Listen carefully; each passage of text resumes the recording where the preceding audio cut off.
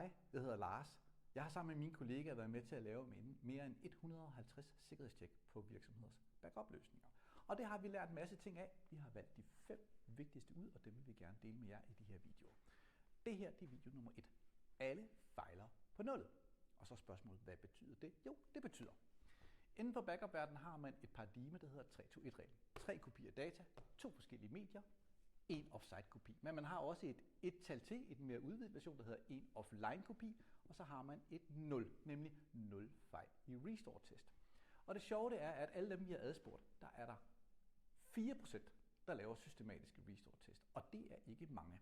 Og når man spørger dem hvorfor, så er det fordi, det er noget, der tager tid, og det er besværligt. Så derfor er det underligt, at der ikke er flere, der benytter sig af automatisk restore-test. Det kan sættes op, det er en lille investering, og jeg kan fortælle dig, at der er en masse, der bliver glad for det. Det er selvfølgelig chef og aktionær alt det der, men det er selvfølgelig også backup-administrator, der slipper for at lave den slags arbejde.